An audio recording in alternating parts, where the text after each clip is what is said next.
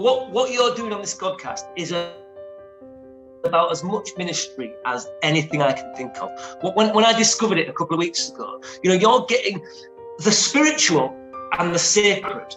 People go like this. What this kind of thing does is it shows that actually loads of life is spiritual, and loads of people think about the kind of things that we're preaching on Sunday morning, but they just don't have those kind of churchy words, but they're all thinking about it. And what this kind of thing does, it opens up a conversation about spiritual matters. And I don't think there's anything more fascinating people to think about or talk about than what's going on in here. And so it's absolutely a ministry. And people don't understand that alcohol is the worst addictive drug in the entire world, I think. It's available at all times. No matter what time is the day. You go to the garage at 24 hours you can go. This place up here, you've got 24 hours. Get beer whenever you want. So you get up. Yeah. You go to loo. Yeah. Do you eat breakfast? No. What do you do? And we can. Can of what? 9%. 9%. And what does that do? Does that just like Makes me normal. it just normalises you a bit? It really does, yes, it does, yeah. So you're not drunk at that point. You're just No, you're normalised. Very rare I get drunk. I don't get drunk. But how do you feel? You are totally and utterly, it's like you're stripped naked and standing there in the middle of Trafalgar Square. And there's nothing you can do about it. Because whatever you do, it will be the wrong thing.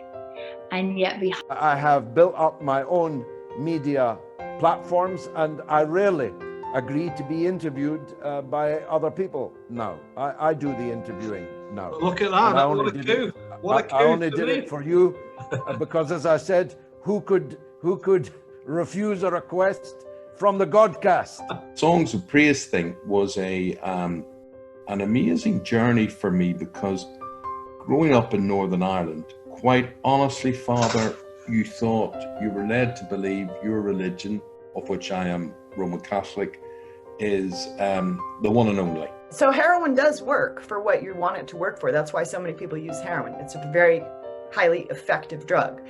It has severe negative consequences. But those negative consequences are distant and abstract. And the benefits they bring are immediate and tangible.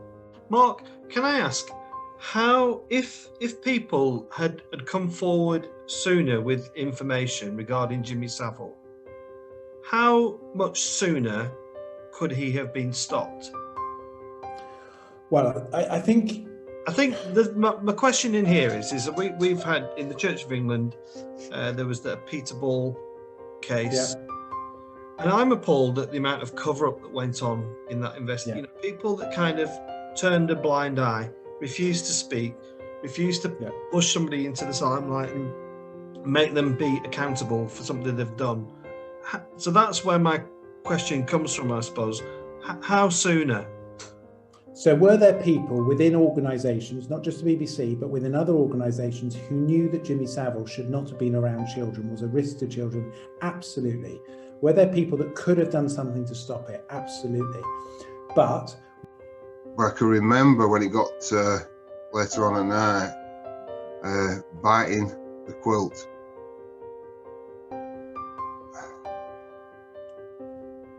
Take your time, Mick. And crying. And I was biting the quilt because my mum and dad was in the room next to me. And I didn't want them to hear, because they might know where it happened. And this man had said he'd kill me mum and dad if I told anybody. And